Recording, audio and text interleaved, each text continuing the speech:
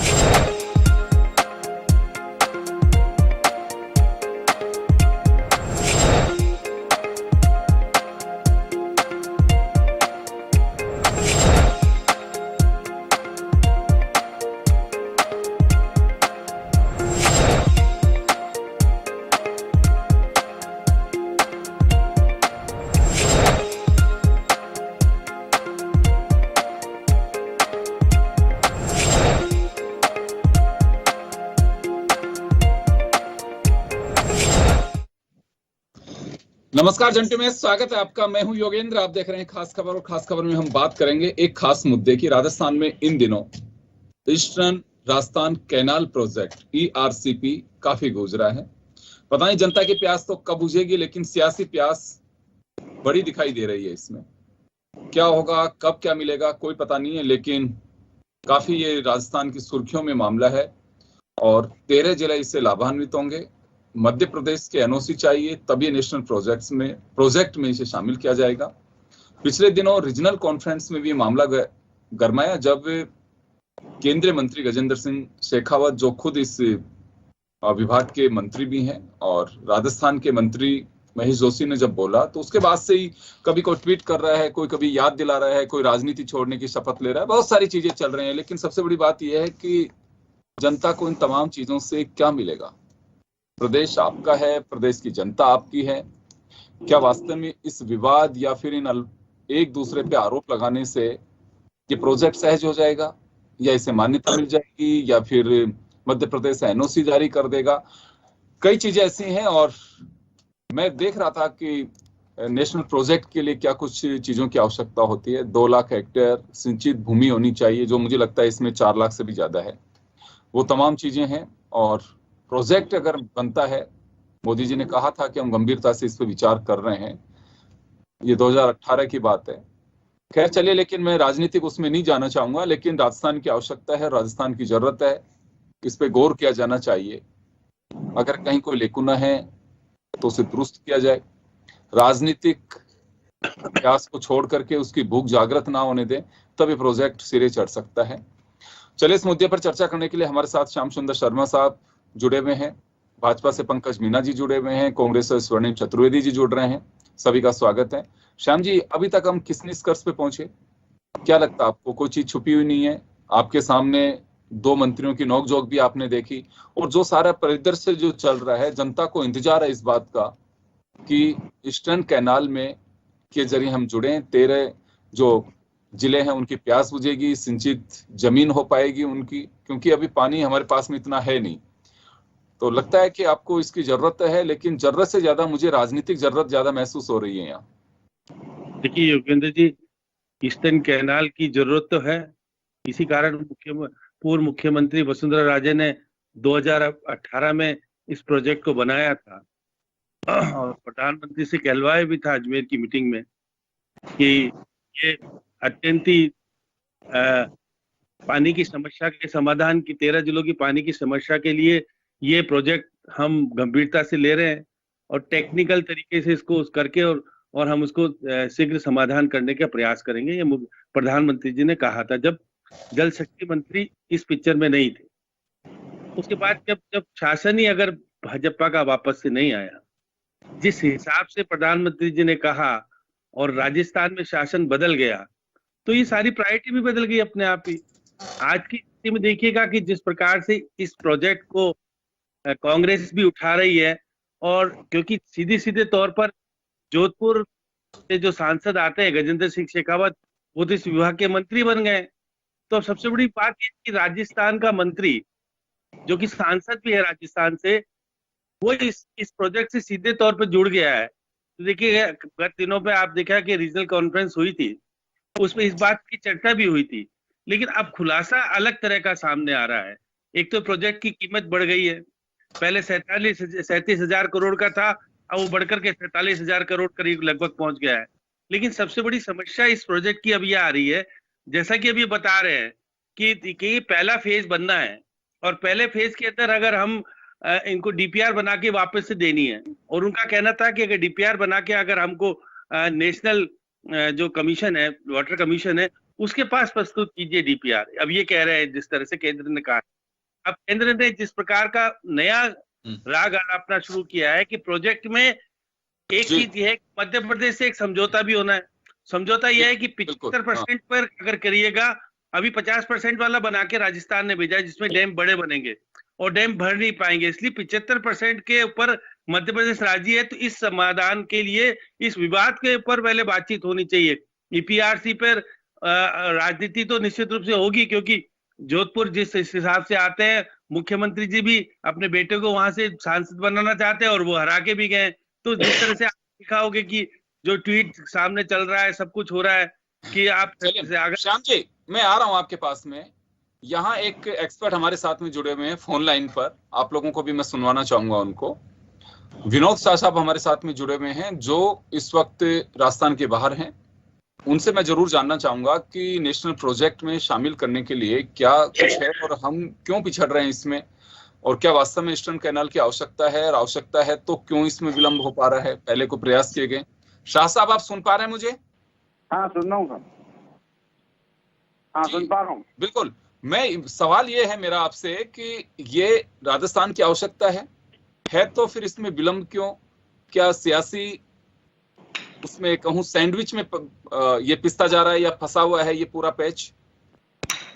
देखिए, ये प्रोजेक्ट 2014-15 में मेरे द्वारा ही कंसीव किया गया था, नंबर 1 जी।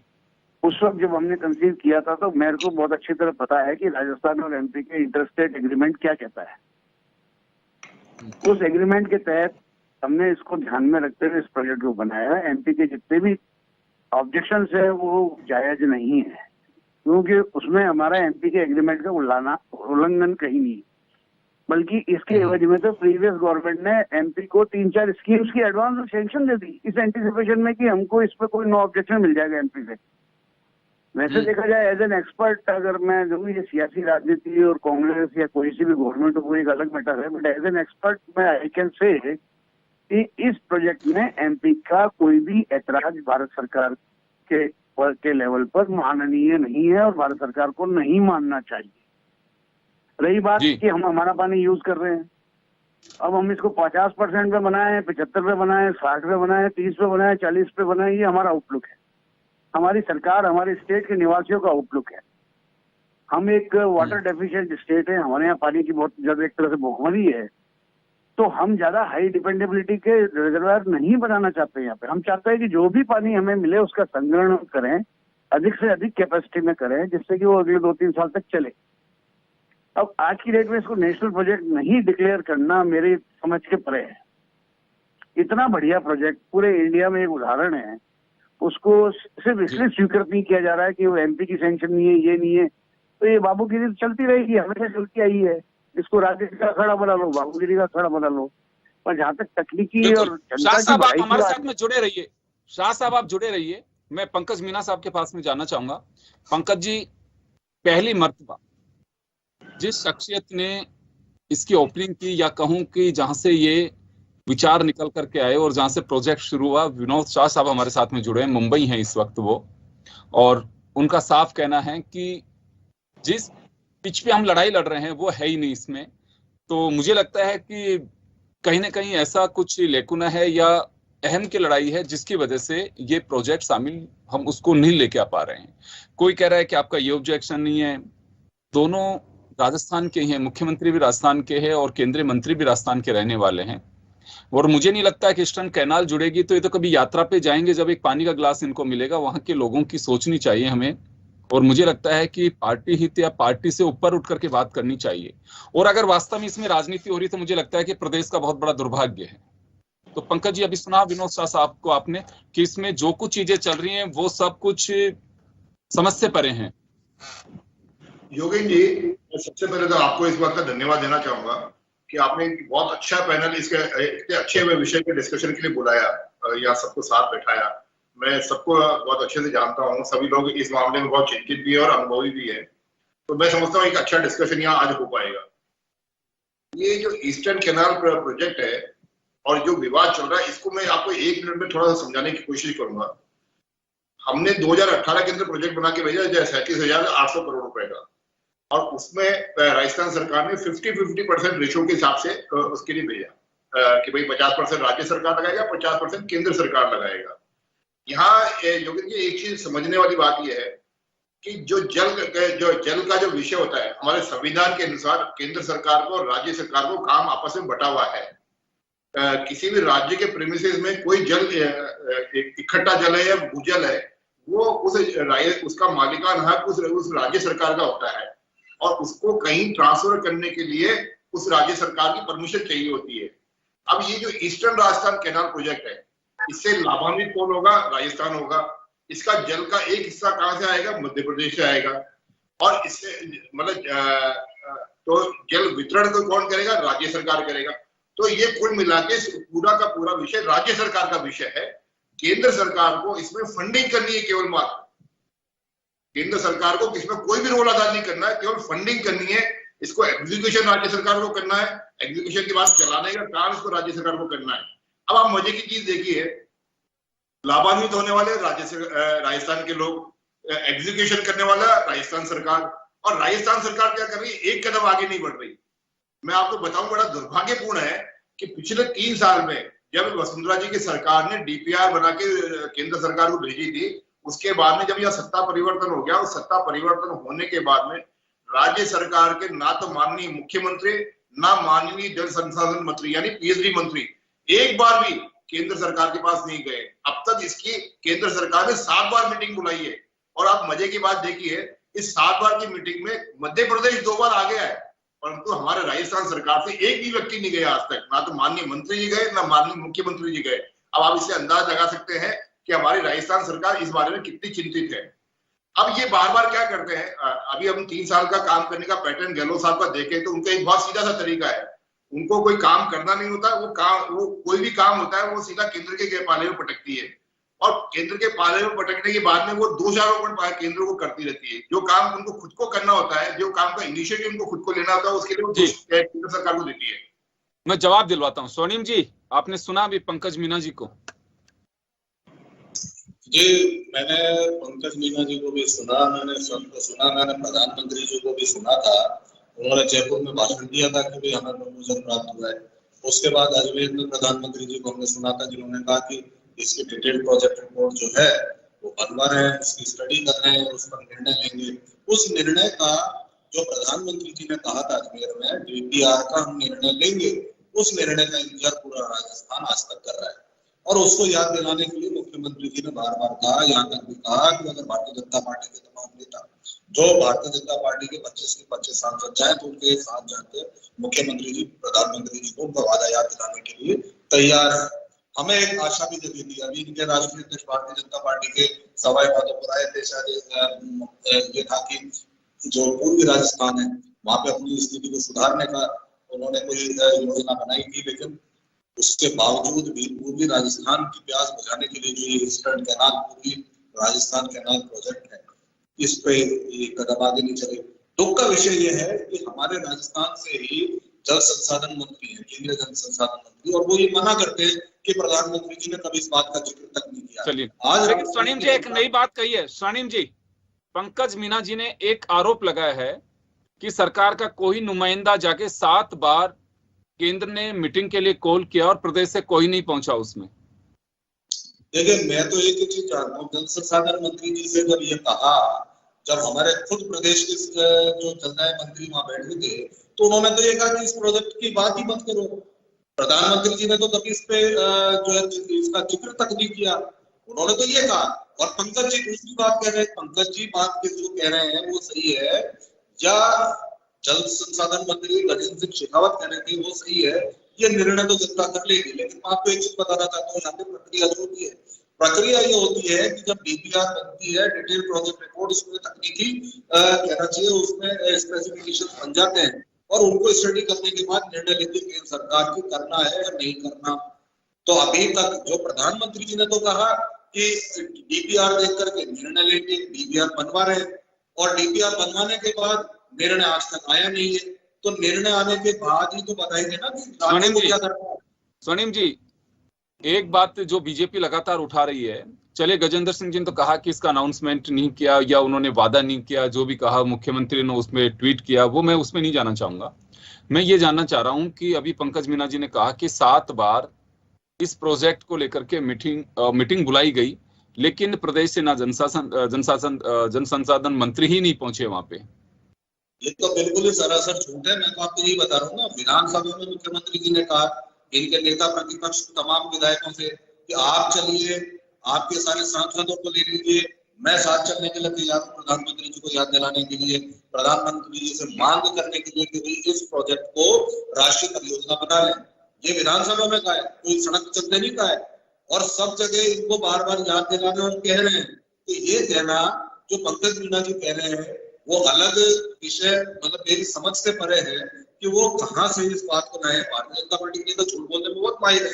राजस्थान की जनता ये समझ चुकी है कि जैसे 2 करोड़ नौकरियां की, जैसे किसानों की आय दोगुनी की, इसी तरह से ईस्टर्न कैनाल प्रोजेक्ट भी चलिए स्वर्णिम जी, मैं लौटूंगा आपके पास में वापस। मैं शाह साहब, आप जुड़े हुए हमारे साथ में, विनोद शाह साहब? हाँ, जुड़ा हुआ हूँ सब। जी शाह साहब, हेलो। अभी आपने सुना, पंकज मीना जी को भी सुना और स्वर्णिम चतुर्वेदी जी को भी सुना। हाँ हम जी। इस निष्कर्ष में नहीं पहुंच पा रहे हैं कि हाँ आपकी बड़ी डेप्थ में, क्योंकि आपका अपना खुद का इंटरेस्ट इस वजह से है कि आपने मेहनत की है इसमें। जी। तो क्या लगता है आपको कि किसी पार्ट पे हमारा कोई सिस्टम लूज है या फिर कोई लेकुना ऐसा है जिसकी वजह से हम आगे नहीं बढ़ पा रहे हैं? पंकज मीना जी कह रहे हैं 7 बार मीटिंग बुला चुके हैं लेकिन मिले नहीं। मुख्यमंत्री विधानसभा में कह रहे हैं कि कुछ भी नहीं है परियोजना। हम नेताओं सीएलपी लीडर के नेतृत्व में जाने को तैयार हैं, सारे लोग साथ चल सकते हैं इस योजना के लिए। 4 करोड़ लोग, 3 करोड़ माफ करेगा, 40% राजस्थान की पॉपुलेशन इससे कवर हो पाएगी। तो अभी क्या लगता है आपको, 50% केंद्र सरकार राज्य में और राज्य केंद्र के पाले में डाल रही है इसे? और राज्य सरकार सिर्फ इसलिए इसको नेशनल परियोजना घोषित कराना चाहती है ताकि ये जो है फंडिंग पैटर्न अपना डिसाइड हुआ है, उस फंडिंग पैटर्न से कुछ सहायता मिल जाए। राज्य सरकार के अकेले 33,000 करोड़ की बस की बात नहीं, हालांकि अभी घोषणा हुई बताते हैं कि 2,000 करोड़ रुपए की कोई इसमें पार्ट स्कीम सैंक्शन की है। इसलिए मेरा तो फिर भी ये कहना है कि चाहे गवर्नमेंट किसी की भी हो, ये ऐसे मुद्दे हैं जो सीधे जनता से जुड़े हुए हैं, चाहे उसमें केंद्रीय मंत्री हो, चाहे स्टेट के सीएम हो, चाहे कोई भी हो। ये 77 एमएलए से जुड़ा हुआ मामला है। इस एरिया में 77 एमएलए जिससे बेनिफिट होता है, उनका क्षेत्र बेनिफिट होता है और कोई अड़चन नहीं है, कोई तकनीकी प्रॉब्लम नहीं है और हमारे पास सरप्लस पानी है बरसात के 3 महीने का। सवाल यह है कि 45,000 40,000 करोड़ रुपए खर्च कौन करे? स्टेट करे, सेंटर ऐड दे, नेशनल स्कीम। सबसे बड़ा दुर्भाग्य है कि सारे प्रदेश में एक नेशनल स्कीम है भारत सरकार की डिक्लेयर्ड। राजस्थान के साथ सोचा व्यवहार क्यों? राजस्थान में एक भी नेशनल स्कीम डिक्लेयर नहीं है आज तक। भाई, तो हमारा हक बनता है कि हमको भी एक नेशनल स्कीम मिले, नेशनल परियोजना मिले। और ये नेशनल परियोजना जो हमने कंसीव की है, मैं दावे से कह सकता हूँ कि ये इवन तेलंगाना से बेटर। जो तेलंगाना में 50,000 60,000 करोड़ की कोलावरम परियोजना चल रही है, जिसको भारत सरकार 90% की फंडिंग दे रही है आज। अच्छा, फिर जहाँ तक मिलने की बात है, 2016 में जब हमने प्रोजेक्ट कंसीव किया पार्लियामेंट में, हमारे जब माननीय जल संसाधन मंत्री, मैं, एक और लोकल एमएलए और हम सब मिलके आए प्रधानमंत्री जी से खुद से, तब उन्होंने कहा ये गुड स्कीम, इसको दिखवाते हैं। बात खत्म हो गई। उसके बाद न दिखी, ना दिखवाया, न कुछ हुआ, न कुछ गया। मतलब किसी भी चीज को राजनीति का अखाड़ा बनाना तो बहुत आसान है, चाहे वो बीजेपी हो चाहे कांग्रेस। जनता की भलाई की बात है, तो जनता की भलाई के लिए स्कीम को लार्जर इंटरेस्ट में दलों को देखना चाहिए और सैंक्शन करना चाहिए। तो जरूरत राजस्थान को। शाह साहब, आपको लगता है कि इसमें मुझे लगता है कि एक्सरसाइज करने से ज्यादा इसे राजनीतिक फुटबॉल बनाया जा रहा है इस मुद्दे को, चाहे तो इसका सॉल्यूशन हो सकता है। केंद्रीय जल आयोग में स्क्रूटनी हो रखी है, आपको पता है केंद्रीय जल आयोग में भी क्या है, अलग अलग स्टेट्स के अलग अलग वो होते हैं। केंद्रीय जल आयोग अपने सेट रूल से काम करता है। तो हम लोगों के टाइम में कोई अच्छे हमें ऑफिसर्स मिले थे, उन्होंने ओवर रूल किया। हमने कई परियोजनाएं सैंक्शन भी कराई हमारे जो आज चल रही है आपकी स्टेट में। तो क्या है कि थोड़ा सा आपको बाबू डॉम से बाहर आके मिनिस्टर को ओवर रूल करना पड़ता है। जो नीचे वाले हैं वो तो अपना ऑब्जेक्शन लिखेंगे, क्योंकि उनको तो रूल बुक के हिसाब से काम करना है। अब उस पर निर्णय लेना राजनीतिक का काम है। वो उस फाइल में ओवर रूल करे ना करे, वो उसके विवेक के आधार पर डिपेंड करता है। अगर वो ये कहे कि नहीं दोनों सीएम बैठेंगे और मैं मीटिंग बुलाऊंगा, तो ये मीटिंग मैं माफी चाहूंगा सर, मैं रोकना चाहूंगा शाह साहब आपको। निश्चित रूप से आपकी वो एक्सरसाइज, और जब आप जयपुर लौटेंगे निश्चित रूप से आपसे रूबरू होकर के मैं कोशिश करूंगा इस पूरे प्रोजेक्ट को लेकर के हर बारीकी और जो तकनीकी इसके पहलू हैं उसको जनता से हम रूबरू करा सके, क्योंकि जनता से जुड़ा प्रोजेक्ट है ये। 3 करोड़ पॉपुलेशन इसको कवर कर रही है ये योजना, तो मुझे लगता है कि काफी महत्वपूर्ण कहा जा सकता है। श्याम जी, आपके पास आना चाहूंगा। Vinod Shah ji, retired chief engineer irrigation, मुझे किसी ने बताया है कि वहीं से इसकी शुरुआत की थी मीटिंग के जरिए, और सारा जो सिलसिला चला था ये इन लोगों ने काफी एक्सरसाइज भी की इस योजना को लेकर के। तो जब मेरी इनसे ऑफ द रिकॉर्ड बात हो रही थी, बड़ी तकलीफ थी इनको कि बहुत मेहनत की इसमें। पैसा है तो पैसा तो जब पीने के पानी के लिए खर्च करना है सरकारों को, तो करना ही इतने प्रोजेक्ट्स में कर रहे हैं। लेकिन ये राजस्थान के लिए एक बहुत बड़ा सौगात होता, और अगर ये समय से अगर इसे चालू कर दिया जाता, क्योंकि जल संसाधन मंत्री राजस्थान के हैं, इसके टेक्निक चीजों को सोल्व किया जा सकता था, ऐसा कोई बहुत मेजर नहीं है, लेकिन वो उसके पाले में बोल डाल रहे हैं। तो श्याम जी, क्या लगता है आपको किस हिसाब से ये योजना सिरे चढ़ पाएगी? देखिए योगेंद्र जी, सबसे पहले तो मुख्यमंत्री जी को आप राजनीति करने के बजाय इस योजना पर काम करने की जरूरत है। अब यहाँ क्या एक ईगो क्लैश की बात आ गई है। जोधपुर से सांसद है वो, जोधपुर से सांसद उनके पुत्र को हराया हुआ है, तो आपसी राजनीतिक तालमेल नहीं हो पा रहा। इसलिए प्रधानमंत्री जी के साथ बैठने के बजाय आप जल मंत्री जी से कहिए, क्योंकि आप राजस्थान के हैं और राजस्थान के 77 एमएलए से जुड़े हुए हैं और ये क्षेत्र बड़ा अलग तरह की चीज है। तो इसलिए ये राष्ट्रीय योजना डिक्लेयर कैसे हो कि आपसी तालमेल होगी तो होगा। और केंद्र तालमेल कब करेगा?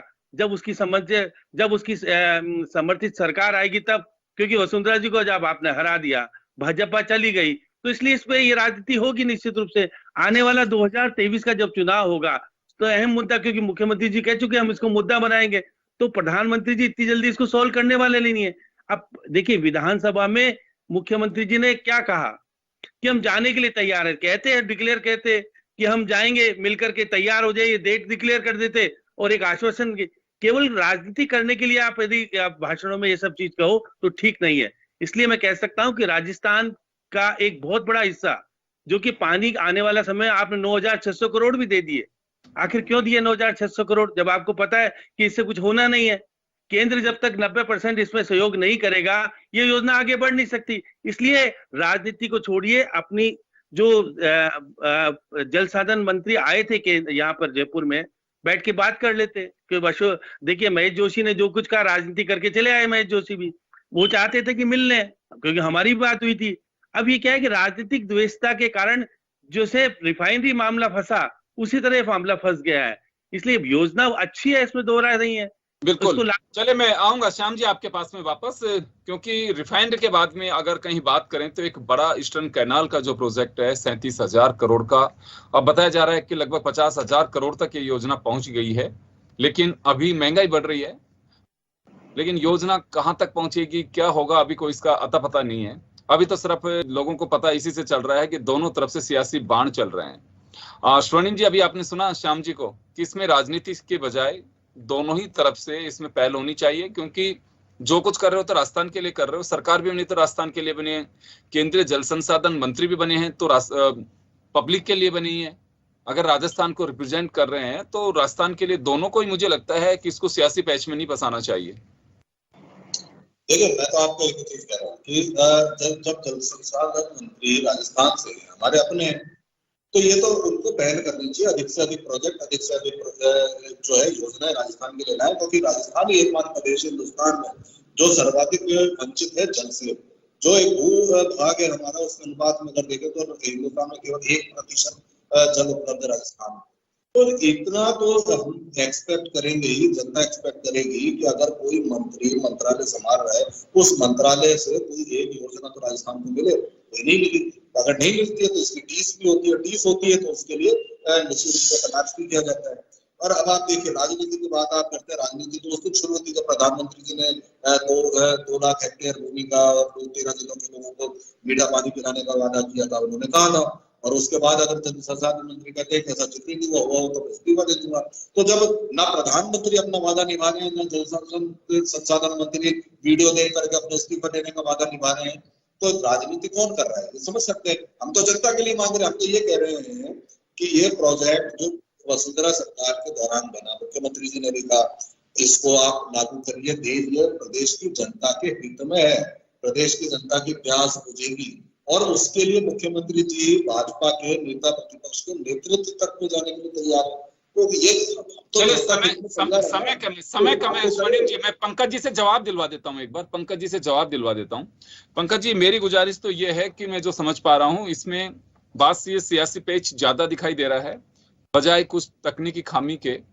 विनोद शाह साहब भी जो समझ पा रहे थे, इसे दुरुस्त करने की आवश्यकता है और मुझे लगता है बड़प्पन दोनों ओर से दिखाना चाहिए। तो क्या लगता है आपको कि कुछ 2 कदम आगे बढ़ पाएंगे, इसमें कोई पहल करेगा आगे बढ़ के? योगेंद्र जी, एक छोटी सी बात मैं समझाना चाहूंगा, सबको सामने रखना चाहूंगा। ईस्टर्न कैनाल राजस्थान प्रोजेक्ट के लिए पैसे वाली समस्या नहीं है, झगड़ा पैसे का नहीं है।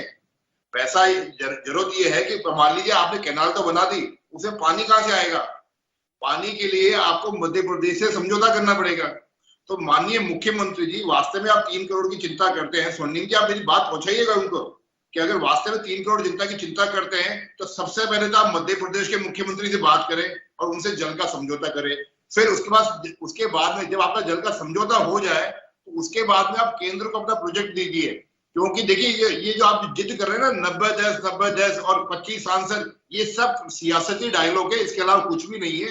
पहल माननीय मुख्यमंत्री को करनी पड़ेगी, आपको पहले मध्य प्रदेश से बात करनी पड़ेगी और उसके बाद में आपको केंद्र सरकार से बात करनी पड़ेगी। और जहां तक बात है केंद्र सरकार की, मैं आपको दावे के साथ कह रहा हूं, केंद्र सरकार आपका इंतजार कर रहा है। आप जाइए, वो आपका खुले दिल से स्वागत करेंगे और पूरी आपके हर बात मानने को तैयार है, क्योंकि राजस्थान की सवाल है, क्योंकि जल शक्ति मंत्री यहाँ के, क्योंकि प्रधानमंत्री यहाँ के बारे में चिंतित है। परंतु कम से कम आप प्रोजेक्ट तो लेके जाइए। आप केवल अखबार में बयान देने के, टीवी में एक बाइट देने से या विधानसभा में भाषण देने से, यहाँ देखिए ईस्टर्न कनाल राजस्थान प्रोजेक्ट में पानी नहीं आएगा। मैं फिर लास्ट में आपको बात कंक्लूड करता हूँ कि स्वर्णिम जी, मुख्यमंत्री जी पहले तो मध्य प्रदेश से जल का समझौता करें और उसके बाद में ये 90-10 का प्रोजेक्ट होगा या 75-25 का होगा या 50-50 का होगा, इसका डिस्कशन करने के लिए आप केंद्र के पास जाइए। करना राजस्थान को पड़ेगा, करना राजस्थान के मुख्यमंत्री को पड़ेगा, करना राजस्थान के पीएचडी मंत्री को करना पड़ेगा। कोई पहल नहीं करेगा क्योंकि मध्य प्रदेश सरकार को कोई जल्दी नहीं है आपको पानी देने की। राजस्थान केंद्र सरकार को चिंता है तो केवल तब है जब आप प्रोजेक्ट ले जाएंगे वहां पे। सोनी जी, समय नहीं है मेरे पास में, 30 सेकंड में अपनी बात कह दीजिए आप। हाँ, मैं सिर्फ इतना सा कहना चाहता हूँ, देखिए जो जानकारी प्रधानमंत्री जी ने जनता को दी थी उसका तहत ये था कि ये प्रोजेक्ट वसुंधरा राजे जी ने बना करके उनको सौंप दिया है। तो क्या वसुंधरा राजे जी को भी आपने ये दिया था कि आप वहाँ पे पहले मध्य प्रदेश से समझौता करके आइए? क्या प्रधानमंत्री जी आपको बता रहे थे कि हमारे पास प्रोजेक्ट आ गई है जिसका विचार करना, तो उस वक्त जानकारी नहीं तो पानी का समझौता करना पड़ेगा, बिना पानी के समझौता के। तो वसुंधरा जी ने क्या किया था? प्रधानमंत्री जी को कौन सी डीपीआर मिली थी? ये प्रधानमंत्री जी बताए, प्रधानमंत्री जी की तरफ से आप बताओ, क्या प्रधानमंत्री जी झूठ बोल रहे थे या आज आप झूठ बोल रहे हो? एक चीज बता दीजिए, शाम को है जो वसुंधरा जी ने बोला था। चलिए, मैं माफी चाहूंगा, समय का भाव मैं रोकना चाहूंगा सर, मैं रोकना चाहूंगा। चलिए, खैर ये सिलसिला ऐसे ही चलता रहेगा, लेकिन मेरी गुजारिश ये है कि बड़ा सौभाग्य है कि जल संसाधन मंत्री राजस्थान से ताल्लुक रखते हैं। हालांकि यूनियन गवर्नमेंट के हैं, लेकिन वो यहाँ के बासिंदे हैं। अगर कहीं कोई बात है तो इसे दुरुस्त करने की कोशिश करके, क्योंकि ये बात 3 करोड़ लोगों की प्यास बुझाने से जुड़ी है। अगर ये प्यास नहीं बुझी तो मुझे लगता है कि सियासी प्यास और जागृत होती रहेगी। कोशिश करनी चाहिए। ऐसा नहीं है कि कोई, अभी जानकारों का ये भी कहना है कि मध्य प्रदेश पे वाटर डिपेंडेंसी नहीं है। ये पानी, रेन वाटर जो आपका होगा वो आप ही के खाते में आएगा। इसमें केवल बस डायलॉग की बात है और वो क्यों समझ में नहीं आ पा रहा, मध्य प्रदेश और राजस्थान की समझ से बाहर है। विनोद शाह साहब जो बता रहे थे अभी, बड़े इरिगेशन के चीफ इंजीनियर रहे हुए हैं, वो सारी चीजों को जानते हैं। तो अगर कोई जानकार भी हैं तो सरकारों को उनकी सलाह लेनी चाहिए कि कैसे हो सकता है ये। चले, मैं माफी चाहूंगा, लेकिन इस उम्मीद के साथ में कि शायद ये योजना सिरे चढ़ पाएगी और जिन लोगों को इसी जन्म में पानी पीने की एक उम्मीद पाल के बैठे हैं वो जरूर उनकी पूरी हो। बहुत बहुत शुक्रिया तमाम अतिथियों का। खास खबर में इतना ही। दीजिए इजाजत, नमस्कार।